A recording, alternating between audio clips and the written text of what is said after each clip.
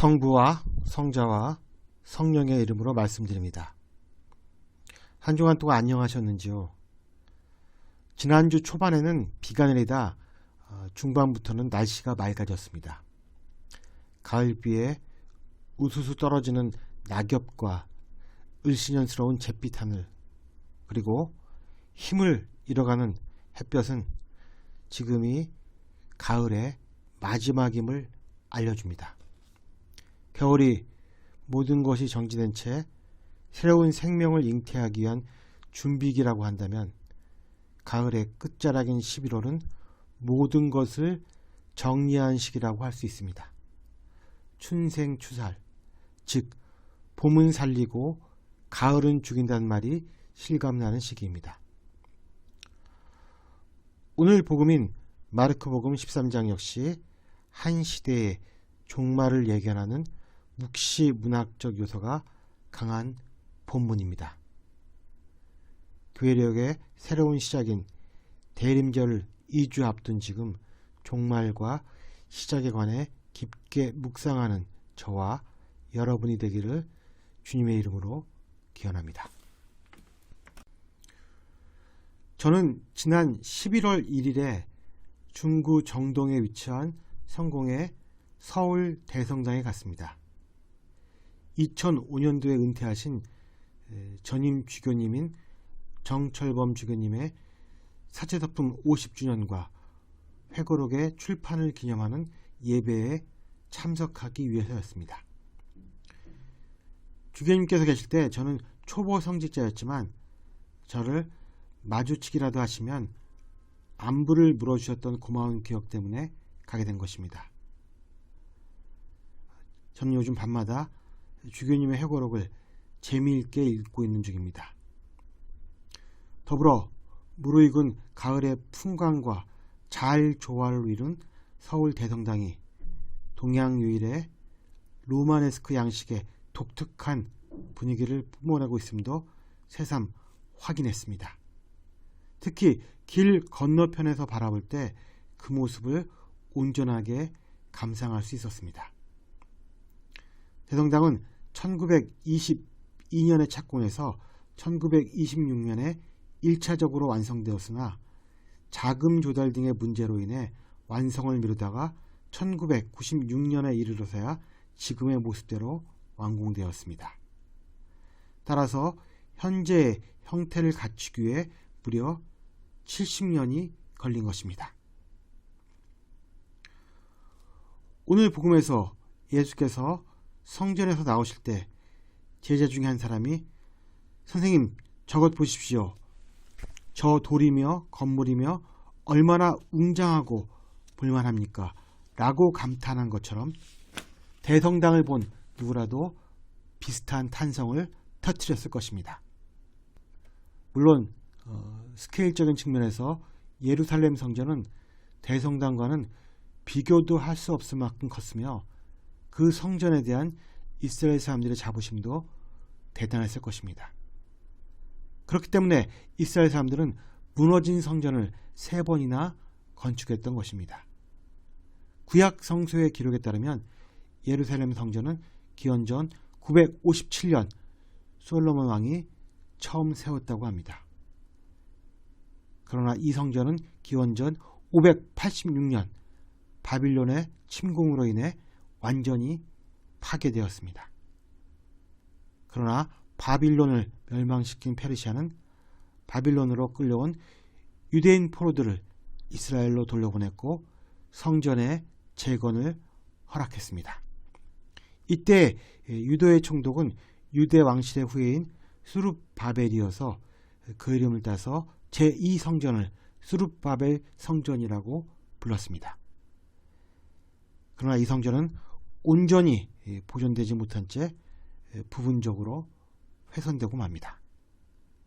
이제 예수님 시대인 헤로데 왕 시대에 이르러서야 제3성전이 건축됩니다. 로마의 지원을 받은 비유대인 출신의 왕 헤로데가 자신의 빈약한 정통성의 확보를 위해 성전을 증축하기로 결정한 것입니다. 그리고 그 기간이 무려 46년이 걸렸기 때문에 예수께서 너희가 이 성전을 헐면 내가 3일 만에 다시 지을 수 있다고 하자 사람들이 짓는데 46년이나 걸린 성을 어떻게 3일 안에 다시 세울 수 있냐고 대든 것입니다. 이처럼 숭고한 장소에 대해 예수께서 보여주신 태도는 다소 도발적이었습니다. 그리고 그 도발은 오늘 복음에서 정점에 이르고 있습니다. 왜냐하면 예수께서는 지금은 저 웅장한 건물들이 보이겠지만 그러나 저 돌들이 어느 하나도 제자리에 그대로 얹혀있지 못하고 다 무너지고 말 것이라고 말씀하셨기 때문입니다. 물론 예수께서 말씀하신 종말은 단지 성전의 파괴로만 끝나는 것이 아닙니다. 다음은 가짜 그리스도들이 출현하여 사람들을 속일 것입니다. 이어 난리와 전쟁이 일어날 것이며 지진과 흉년이 들 터인데 이것은 단지 진통의 시작일 뿐이라고 예수님은 말씀하십니다. 그리고 이어지는 13장의 나머지 부분에서 종말에 드러날 여러 현상이 언급됩니다. 그러나 우리가 오늘 복음에서 살펴보아야 할 포인트는 왜 예수께서 말씀하시는 종말의 시작이 성전의 파괴로부터 오는가 하는 점입니다.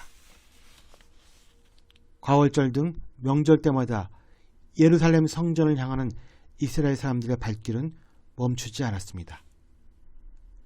예루살렘이 이스라엘 사람들이 예배드리는 곳이라는 사실은 요한복음에 등장한 사마리아 여인을 통해서도 확인됩니다. 여인은 자신의 민족의 예배드릴 곳이 그리짐 산이라면 유다인들은 예루살렘에서 드린다고 정확하게 말합니다. 이처럼 유대인들에게 예루살렘 성전은 감탄을 자아내는 아름다운 건축물이면서 동시에 신앙과 예배의 중심이 되는 곳이었습니다. 이들은 야훼 하느님이 예루살렘 성전에 계신다고 믿었습니다. 따라서 예루살렘 성전이 없는 유대교는 생각할 수 없었습니다.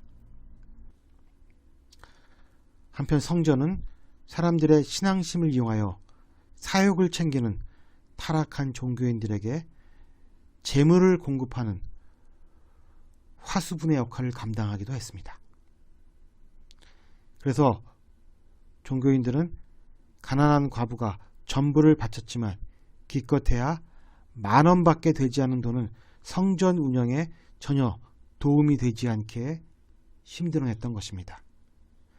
성전에 빨대를 꽂고 사는 종교 지도자들은 부자가 일부만 바쳐도 그 액수가 수백, 수천만 원이 되기에 가난한 사람들의 헌금하는 마음까지 살필 필요가 없었던 것입니다.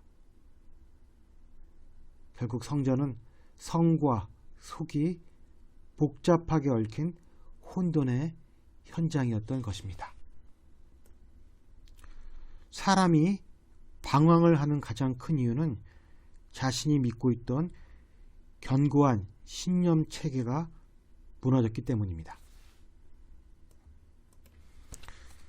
그것이 오늘 복음에서 말하는 것처럼 역사의 전면에 드러날 일이든 아니면 우리의 내면에서 벌어질 일이든 무너진 신념을 대체할 만한 새로운 신념이 탄생할 때까지 방황은 계속됩니다. 예수께서는 이 사실을 모두 알고 계셨습니다.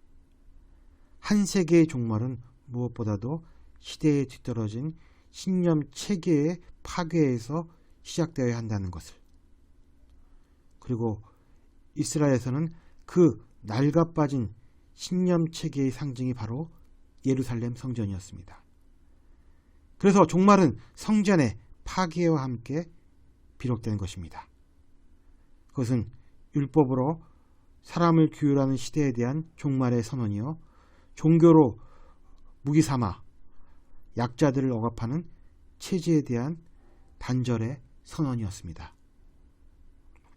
이처럼 이스라엘 사람들의 생활과 신앙의 중심지가 되었던 예루살렘 성전에 대한 파괴 선언은 이전까지 내려오던 10년 체계에 대한 전복의 시작이었던 것입니다. 이제 새로운 세계로는 새로운 믿음으로부터 시작되어야 합니다. 이에 예수님은 이렇게 말씀하십니다. 내 말을 들어라. 사람들이 아버지께 예배를 드릴 때 이 산이다 또는 예루살렘이다 하고 굳이 장소를 가리지 않아도 될 때가 올 것이다. 하느님은 영적인 분이시다. 그러므로 예배하는 사람들은 영적으로 참되게 하나님께 예배 드려야 한다. 이제 사람들은 더 이상 예루살렘 성전에서 하나님을 찾지 않습니다. 예수님의 말씀처럼 예배의 방법이 바뀌었기 때문입니다. 이제 성전 파괴의 혼란한 시기는 지나가고 새로운 성전에서 새로운 믿음으로 새로운 예배를 드릴 때가 왔습니다. 그리고 이제 우리 앞에 새로운 세계가 펼쳐지게 됩니다. 예루살렘 성전 시대의 유대교에 대해 종언을 고하신 예수께서는 당신이 새로운 성전이라고 선포하십니다.